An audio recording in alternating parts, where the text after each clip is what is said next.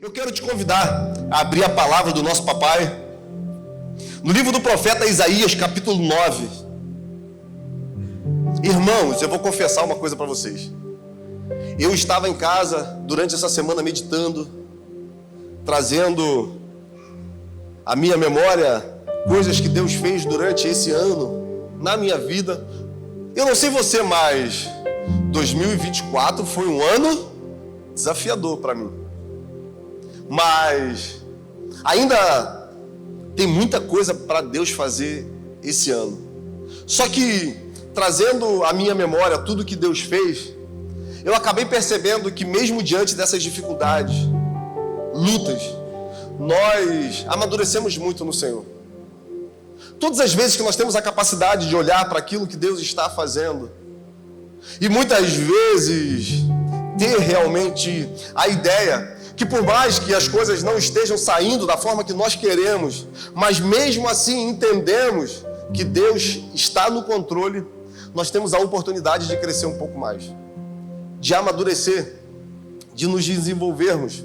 O grande desafio da vida cristã é continuar crendo quando não conseguimos ver, continuar caminhando quando não conseguimos tocar, continuar perseverando quando não vemos possibilidade alguma de transformação de algumas circunstâncias que nos rodeiam. Então, eu acredito que se você nesse momento trouxer à sua memória tudo que você viveu esse ano de 24, você vai perceber que grandes coisas Deus fez por você. Muitos livramentos. Muitas foram as vezes que de repente você pensou em desistir, que achou que não dava. E hoje você chega aqui já caminhando para o meado de dezembro, na certeza que o nosso Deus é fiel. Nosso Deus é bom demais. E feliz é o homem que nele se esconde. Naum capítulo 1 vai dizer que os caminhos do Senhor são no meio da tempestade e da tormenta. As nuvens são como o estrado dos seus pés. Mas o profeta vai dizer: o Senhor é bom e Ele é esconderijo para aqueles que nele se escondem. Em algumas versões, para aqueles que nele confiam. Tem alguém que confia no Senhor aqui? Amém. E eu preparei uma mensagem. Só que de repente eu cheguei aqui e Pedro e Vitória tiveram a capacidade de falar para mim algo que mudou o meu sentimento em relação a essa mensagem. Quando eles falaram sobre esse fundo que vai estar com a gente durante todo o ano de dezembro. Pois nasceu um menino, um filho nos foi dado. E eu pensei, meu Deus, mas eu meditei, eu orei uma palavra. Mas eu acredito que o Senhor tem algo que queira falar com a sua igreja. E eu estava ali no momento de louvor, quando de repente uma palavra veio ao meu coração. E nós vamos compartilhar nessa manhã. E está lá no livro do profeta Isaías, no capítulo 9. Nós leremos a partir do versículo 1. Você que pode, eu te convido a abrir. Isaías 9. Está escrito assim: contudo, não haverá mais escuridão para os que estavam aflitos. No passado, ele humilhou a terra de Zebulon e de Naftali, mas no futuro honrará a Galileia dos gentios, o caminho do mar junto ao Jordão. O povo que caminhava em trevas viu uma grande luz. Sobre os que viviam na terra da sombra da morte raiou uma luz. Fizeste crescer a nação e aumentaste a sua alegria. Eles se alegraram diante de ti como os que se regozijavam na colheita, como os que exultavam quando dividem os bens tomados na batalha. Pois tu destruíste o jugo que os oprimia, a carga que estava sobre os seus ombros e a vara do castigo do seu opressor, como no dia da derrota de Midian. Pois toda a bota de guerreiro usada em combate, e toda veste revolvida em sangue serão queimados, como a lenha no fogo. E o versículo 6 está escrito assim: porque um menino nos nasceu, um filho nos foi dado, e o governo está sobre os seus ombros, e ele será chamado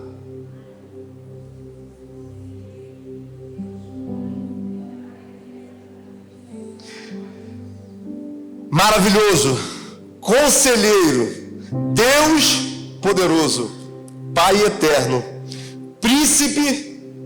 Ele estenderá o seu domínio e haverá paz sem fim sobre o trono de Davi e sobre o seu reino, estabelecido e mantido com justiça e retidão, desde agora para todo o zelo. A palavra do Senhor dos Exércitos fará ou nos garante isso. Irmãos, para você entender o contexto dessa mensagem, nós precisamos entender primeiro o contexto de Israel nesse tempo. O reino dividido, norte e sul. O povo estava diante de um grande desafio. O reino do norte já estava em vias de batalha com a Síria, e o reino do sul estava muito amedrontado, esperando que de alguma forma eles conseguissem se livrar de uma derrota que seria iminente. Afinal, o exército assírio era cruel, o exército assírio era numeroso, e aos olhos humanos seria impossível que Israel permanecesse de pé. E no meio de tanta aflição, no meio de tantas possibilidades, o Senhor resolve se manifestar através da vida do profeta Isaías. O livro do profeta Isaías é considerado o evangelho do Antigo Testamento, porque nós não vamos ver em nenhum outro livro, de uma forma tão clara, a revelação sobre a vinda do Messias. Nós vamos perceber diversos apontamentos, desde o Gênesis. Nós vamos identificar que a ideia central da palavra de Deus aponta para a vinda do Messias, o libertador.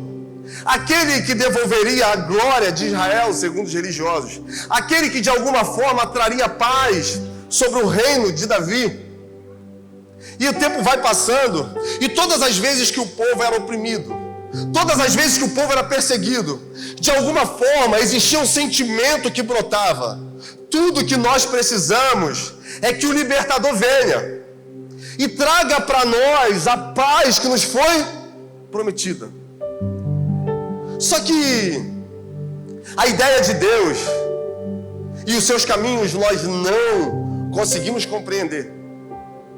Não era apenas para um lugar específico. A promessa que havia sido liberada, a promessa que havia sido apontada pelo Eterno, envolvia não só uma parte geográfica. Deus, em sua infinita sabedoria, já tinha um projeto lindo de restauração para toda a humanidade. E no livro de Isaías, no capítulo 1, nós vamos perceber que a humanidade estava realmente em colapso. Mesmo falando especificamente para o povo hebreu, nós podemos conjecturar e nós podemos ver a realidade de um povo diante do quadro que se apresentava na vida dos hebreus. Quando Deus diz assim, através do profeta Isaías: eu criei filhos e os engrandeci. O boi conhece o seu mantenedor, a jumenta conhece o seu dono, mas o meu povo não me conhece. O meu povo virou as costas para mim. Quando Deus cria a humanidade, quando Deus cria o homem, ele tem a ideia de se relacionar. Existe um desejo no coração de Deus de se revelar para você muito além dessas escrituras. Existe o desejo no coração de Deus que você entenda que Ele é um Pai presente, que você desfrute da sua presença. Todas as tardes Ele ia conversar com Adão no jardim, e todos os dias essa mesma presença está disponível para nós. Só que a partir do momento que Adão desobedece, Adão e Eva, existe uma ruptura nessa relação. Existe agora um problema que humanamente nós não vamos conseguir resolver. Afinal, o pecado causa separação do homem para com o nosso Criador. O pecado não nos permite ver esse amor. O pecado não nos permite sentir essa presença. Olha que interessante, quando Adão e Eva pecam, eles vão se esconder atrás de uma muda de árvore. Eles cobrem sua nudez. Eles não percebem que Deus está se apresentando diante deles. E o próprio Deus vai falar: onde vocês estão? Eu tenho um filhinho de 3 anos. E ele adora brincar de pique-esconde. E todas as vezes que a gente está brincando, em algum momento, ele corre para trás da cortina lá do quarto. Só tem uma coisa: a cortina só tapa até a barriguinha dele. E ele fica escondido, achando que eu não estou conseguindo vê-lo. Deus sabia onde Adão e Eva estavam. Só que mesmo assim ele respeitou. E ele chamou Adão e Eva até a sua presença. E agora, diante daquilo que havia sido feito, já não tendo condições do homem ficar diante de um Deus que é santo. Porque, irmãos, sem santidade é impossível agradar a Deus. Santidade é separação, purificação. Santidade é quando eu entendo que o meu estilo de vida não pode ser o mesmo estilo de vida das pessoas que não tiveram encontro ainda com essa verdade. Porque todas as vezes que nós temos um encontro com a graça, a nossa vida tem que ser transformada. O rumo que nós tomamos tem que ser mudado. Porque o Evangelho é a contramão. É a mudança de direção, é a mudança de rota. E agora, já não podendo mais estar diante desse Deus, Adão e Eva saem do jardim. E primeiro existe uma ruptura do homem com Deus. Depois, os filhos de Adão e Eva, Caim e Abel, têm um problema relacionado à oferta. Porque Deus recebeu a oferta de Abel, não recebeu de Caim. E agora Caim mata Abel. Se o primeiro problema era do homem com Deus, o segundo problema era do homem com o próprio homem. E agora o homem está peregrinando, já não mais tendo acesso a esse Deus. Mas, irmãos, mesmo não tendo acesso a Deus, mesmo sem poder sentir esse Deus, esse Pai, o Criador, isso não quer dizer que Deus não observava aquilo que Adão e Eva estavam fazendo. Deus sempre esteve presente. E por mais que eles não percebessem, Deus esteve sempre ali. E quantas são as vezes que nós não percebemos que o nosso Pai está perto de nós? Levamos a nossa vida da forma que nós achamos pertinente. Acreditamos que a nossa vontade vai conseguir nos levar para um lugar que vai trazer sentido à nossa existência. Buscamos em tantas coisas, em pessoas, mas continua existindo um vazio dentro de nós. Continua existindo uma insaciedade. E todas as vezes que nós colocamos algo como meta e conquistamos, nós percebemos que aquilo não consegue satisfazer a nossa alma. Existe um lugar dentro de nós que é um encaixe perfeito para o Espírito Santo de Deus. E por mais que a gente tente preencher com outras coisas, nós nunca vamos conseguir. Mas, se no primeiro capítulo de Isaías, ele já mostra para nós que existe um problema na humanidade, logo a seguir, ele vai liberar uma palavra profética. E ele vai dizer que por mais que o nosso pecado seja como a escarlata, por mais que o nosso pecado seja vermelho como o carmesim, Deus promete que Ele iria transformar a nossa existência, e agora nossa pele seria branca como a lã, branca como a neve. E isso não está condicionado àquilo que nós podemos fazer. Isso não está condicionado ao que nós podemos entregar, às nossas habilidades. Nós precisamos entender que o Evangelho, ele só faz sentido quando eu tenho a percepção que eu estou participando do projeto, da história de Deus nesse tempo. Então, o povo precisava de alguém que libertasse eles do domínio que estava por vir do exército assírio. Mas Deus estava prometendo uma criança.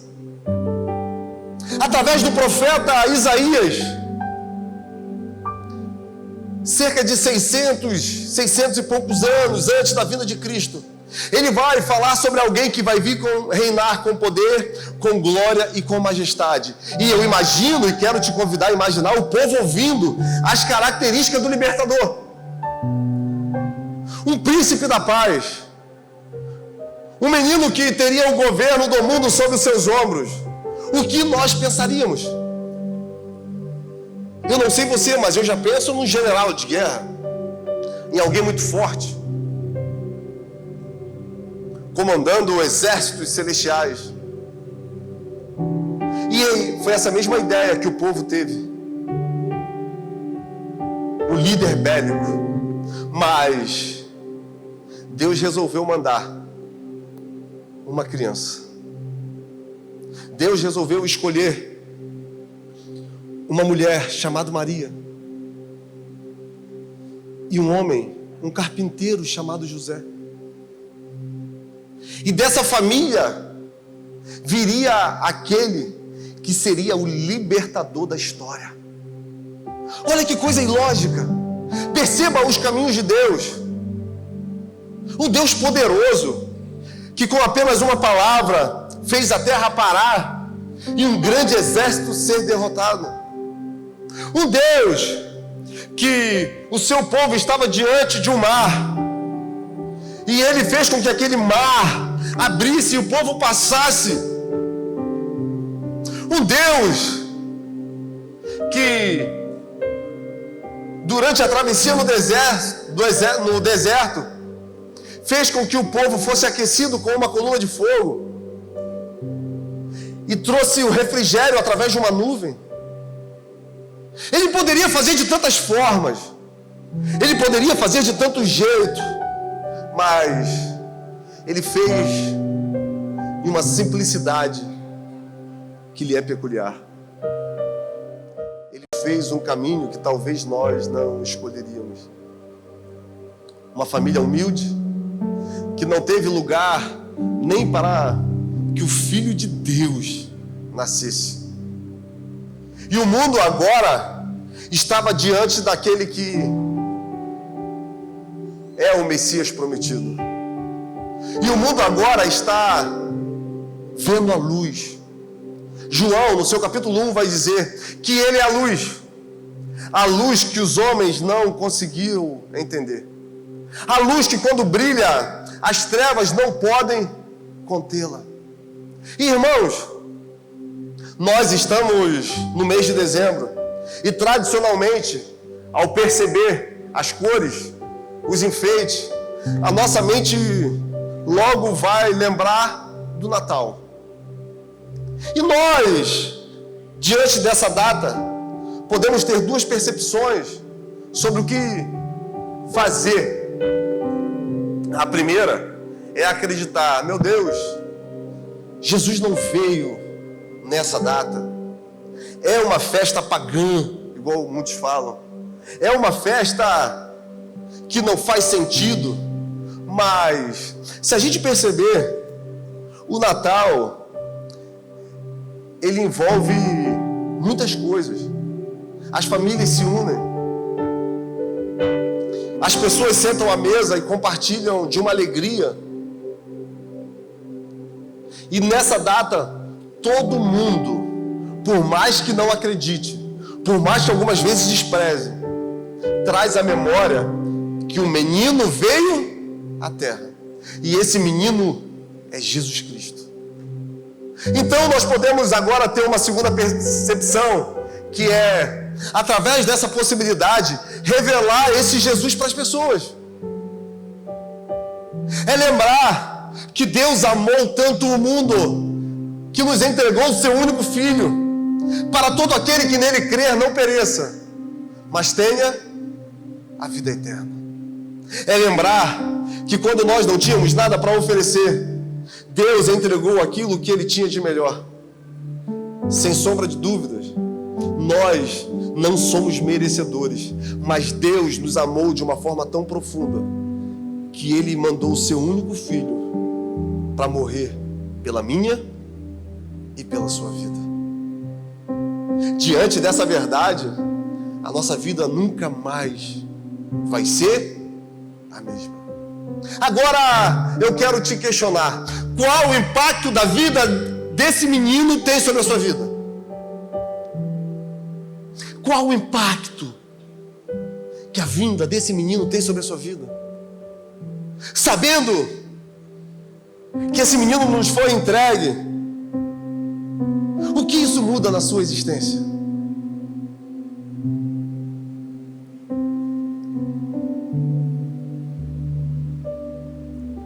Uma pergunta complexa, né, irmãos?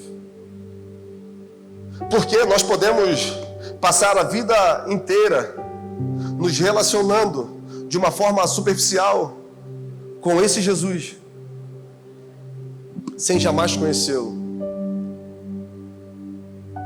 Ou nós podemos ser absorvidos pelo que Ele é, e a nossa vida nunca mais ser a mesma.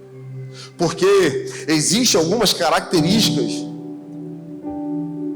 que são muito importantes e que ela tem que mudar realmente a nossa existência. Porque esse menino veio para governar a humanidade, estabelecer um ano aceitável do Senhor. Chegará o dia que essa profecia vai se completar em sua totalidade, mas até o governo absoluto de Jesus sobre a terra chegar, Ele tem que primeiro governar as nossas vidas. Ele tem que ser o caminho que nos guia para um lugar onde tudo aquilo que Deus sonha para nós vai se realizar. A vinda de Jesus Cristo na terra abre uma série de possibilidades para nós. E essas possibilidades são incríveis, são apaixonantes. Se você hoje entender o que você pode se tornar, se você resolver entregar a sua vida de uma forma integral a esse Jesus, eu tenho certeza que a sua história vai ser transformada para sempre. Porque foi isso que Ele veio fazer, transformar a vida das pessoas. Isaías vai falar sobre a terra de Zebulon, de Naftali, que significa Galileia. Foi o lugar por onde o exército assírio entrou e destruiu a nação.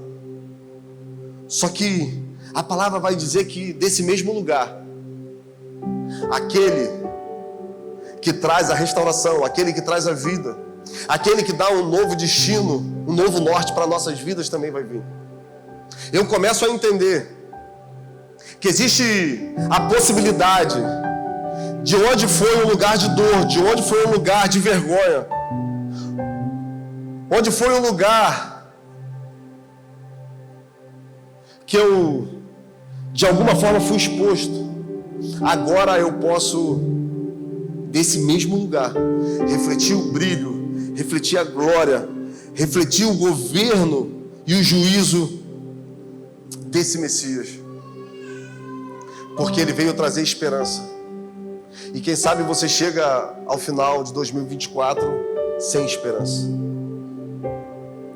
Diante de tudo aquilo que você viveu, você perdeu a capacidade de sonhar, de projetar. E é interessante porque nós estamos nos aproximando dessa virada e naturalmente a gente começa a rascunhar alguns projetos, alguns sonhos, algumas metas para o próximo ano. Todas as vezes que o calendário muda, dentro de nós existe um regozijo, dentro de nós existe uma dose de ânimo. E nós já vivemos esse mesmo momento várias outras vezes.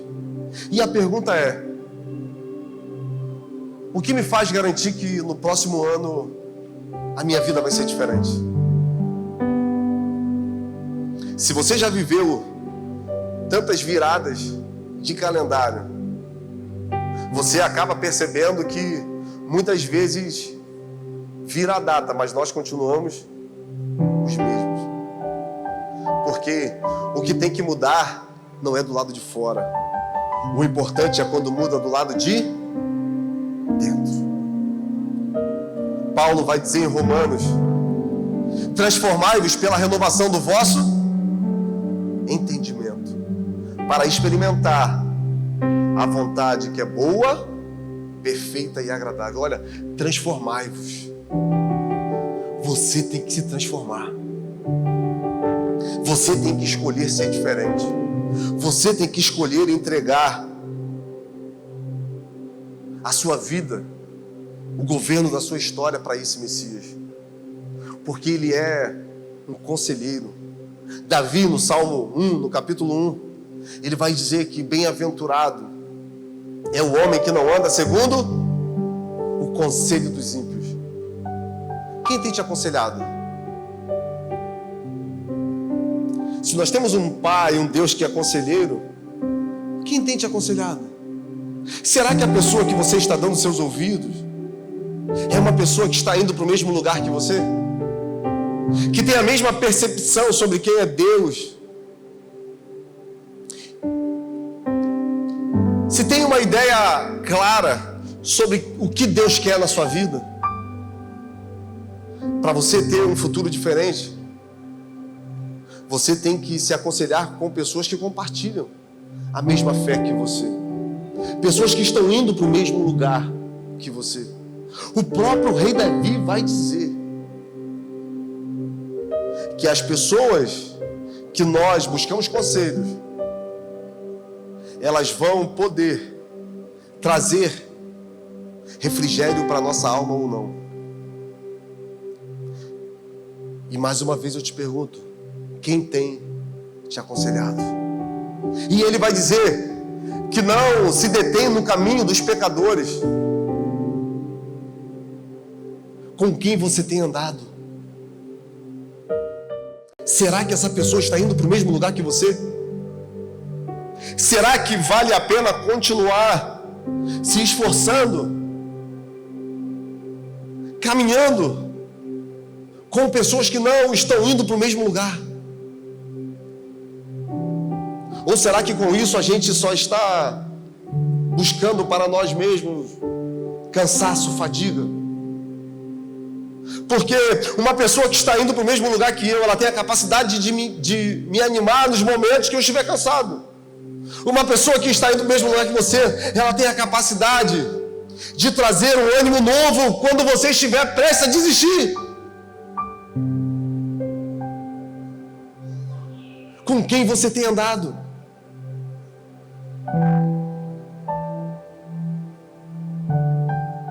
E E ele vai dizer que não se assenta na roda dos escarnecedores. A mesa para um judeu é um lugar muito importante. O judeu não se senta à mesa com qualquer pessoa, porque ali é o centro da família. Na mesa eles compartilham o coração. Na mesa eles falam sobre esse Deus. Quem tem sentado à mesa com você? Você está abrindo o seu coração com quem? Será que são com os escarnecedores? Aqueles que não têm a capacidade de trazer uma palavra de encorajamento, uma palavra de edificação, uma palavra de destino no momento que as dúvidas vierem. Você percebe que muitas vezes a nossa vida se torna mais difícil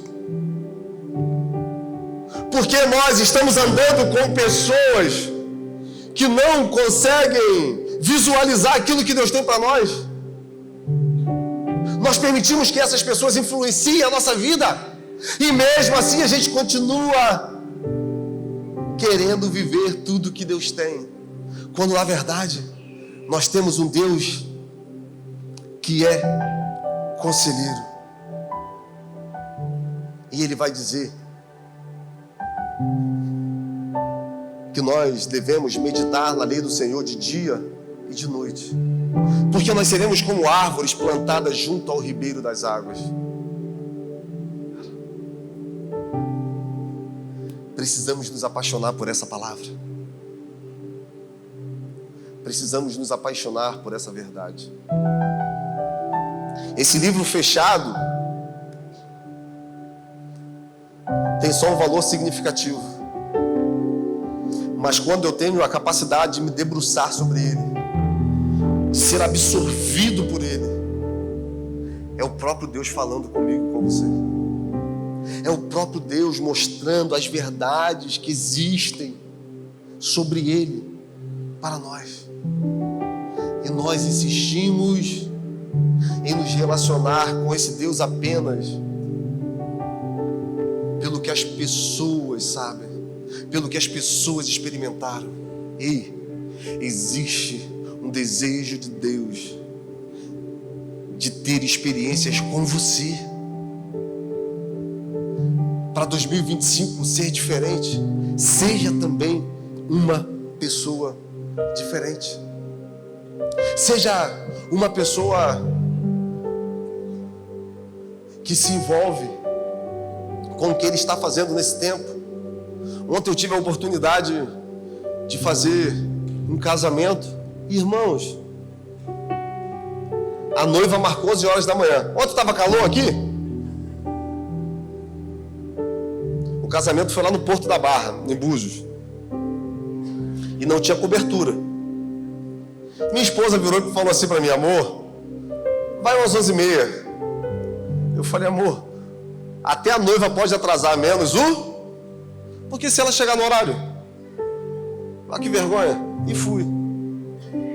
11 horas, cheguei 10h40. Que horas que a noiva chegou? 1h da tarde.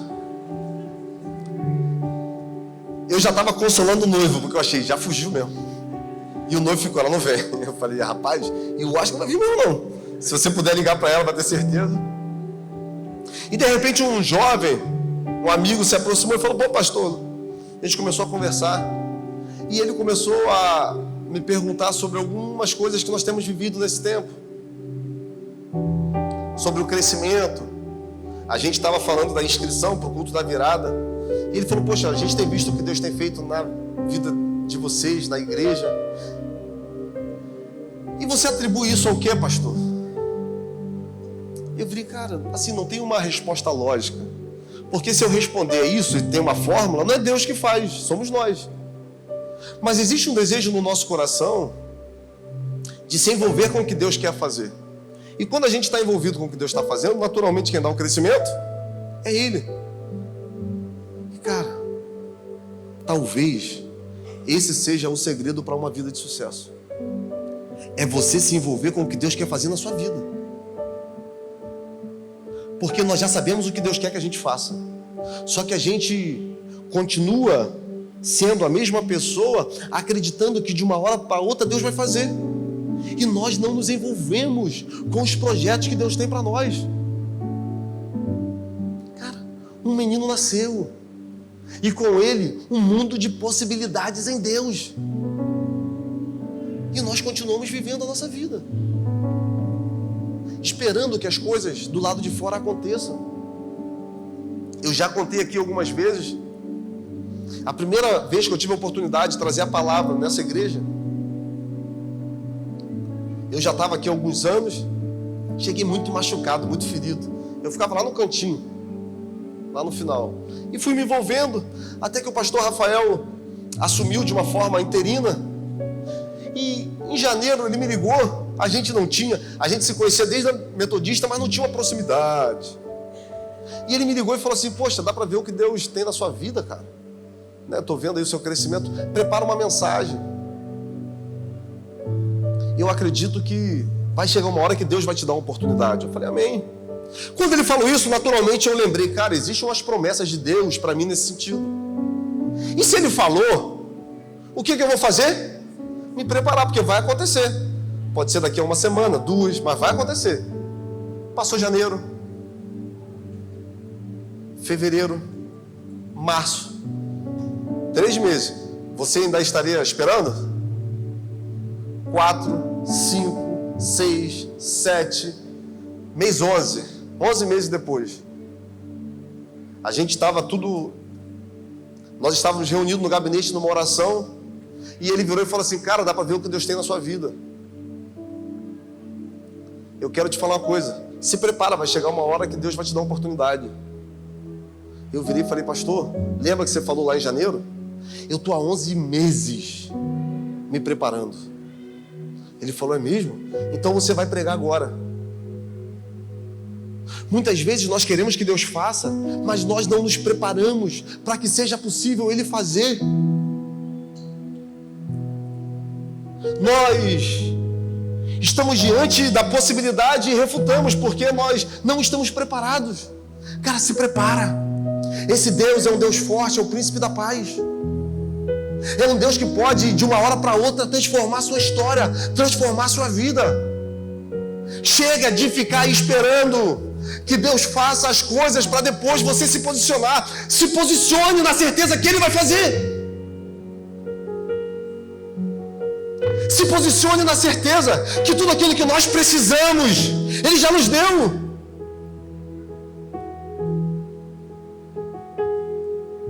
Nós temos um Deus que é infinito em possibilidades.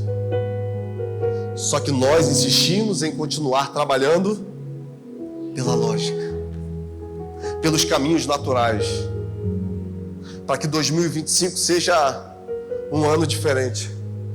Eu quero te convidar a olhar para o sobrenatural, olhar para aquilo que você não pode ver, olhar para aquilo que você não pode tocar, desejar em Deus viver coisas maiores, coisas melhores, e se preparar para isso. O povo precisava de alguém que livrasse eles das ameaças da Síria. Mas Deus estava preparando eles para algo muito maior, porque o desejo de Deus para esse povo era fazer deles um espelho para que toda a humanidade visse a glória do Filho dele se manifestar. Não seria apenas um libertador limitado ao espaço geográfico, seria um libertador que transformaria a história da humanidade, que dividiria o tempo em antes e depois. E tem que ser a mesma coisa nas nossas vidas. As pessoas têm que olhar e ver antes de Cristo e depois de Cristo. Porque um menino nos foi dado. Algo muito precioso foi entregue. Atos, do capítulo 17, Paulo chega a uma cidade, a primeira cidade que ele evangelizou na Europa. Ele prega, depois ele vai para uma outra cidade. Ele vai para Atenas. Atenas era o berço da idolatria. E lá tinha um lugar que era chamado de Areópago, onde os grandes filósofos, os seus discípulos, eles iam lá e falavam das suas teorias, as suas filosofias. De repente Paulo vai até aquele lugar e ele pede uma oportunidade. E a palavra vai dizer que Atenas era dominado por muitos altares idólatras. E quando ele passa, ele percebe que tinha um altar que foi levantado ao Deus desconhecido. Estava escrito assim, ao Deus desconhecido. E ele ali no Areópago, dissertando, ele vai falar, olha, o Deus que eu prego, esse Jesus, é aquele que vocês não conhecem, mas adoram. É nele que nós vivemos, é dele que nós nos movemos. Ele é a luz que o homem não conseguiu conter. Nós corremos o risco de muitas vezes entrar nesse ambiente, entrar na presença dele, mas não conhecê-lo de verdade.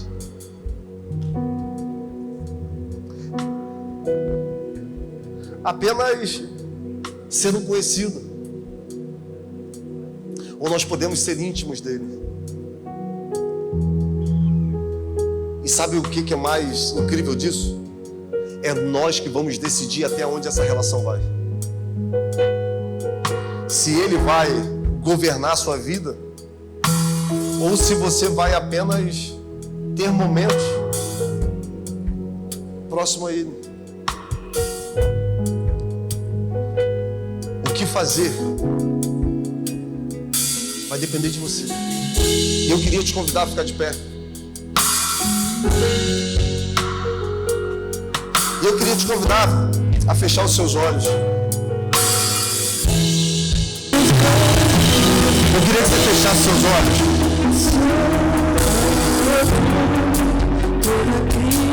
E você se fizesse essa pergunta: qual o impacto esse menino tem na minha vida?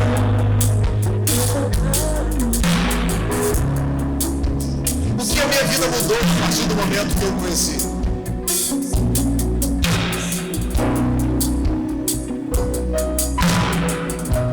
Será que realmente ele governa a minha história?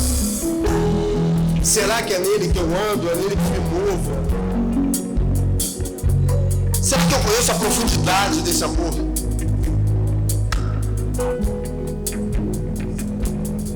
Você pode projetar muitas coisas para 2025, mas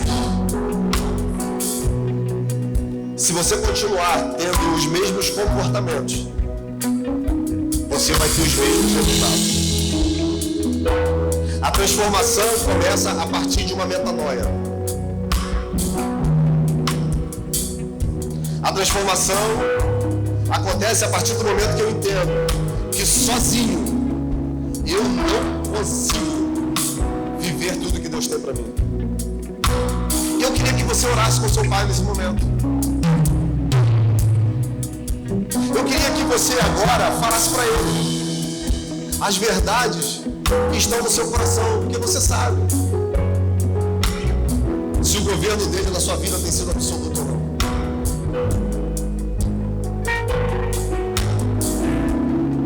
Paizinho lindo, nós queremos nessa manhã, dentro dessa igreja, mas não preso no lugar físico, dentro de um ambiente espiritual, queremos entregar a nossa vida ao Senhor. Queremos rever o impacto que a vida desse menino tem sobre as nossas vidas. Porque muitas vezes nós agimos igual a esse povo. Nós esperamos que o Senhor venha só para fazer algumas coisas específicas dentro de nós. Quando na verdade o Senhor tem é muito maior. Os seus projetos são inalcançáveis. Nessa manhã, Pai, eu quero te convidar a ressignificar algumas coisas dentro de nós. Que nós possamos ter a capacidade de olhar para nós mesmos e restaurar alguns lugares dentro de nós que precisam ser restaurados. Queremos tirar do trono algumas coisas que nós coroamos, Pai. E na verdade, pessoas, coisas estão no lugar que deveriam ser seus. Se assente no lugar mais alto da nossa vida, Pai. Que significa a nossa história para que nós possamos viver tudo aquilo que o Senhor tem.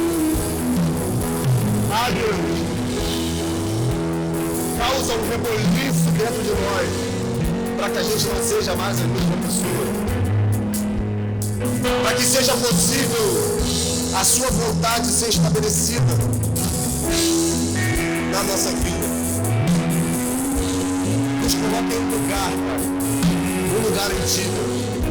Não queremos apenas ficar à beira daquilo que o Senhor está fazendo, mas nós queremos nos envolver. Nós queremos ser um agente onde a graça flui através da nossa vida. Perdoa, Pai, os nossos pecados. Perdoa porque muitas vezes nós não damos o valor devido à sua presença. Mas nessa presença, nós queremos te pedir que a sua luz venha iluminar as trevas da nossa alma, da nossa existência. E aquilo, Pai, que estava morto, aquilo que estava estéril, a partir de hoje, ressurja, volte à vida, nos leve para os nossos lares debaixo da sua paz.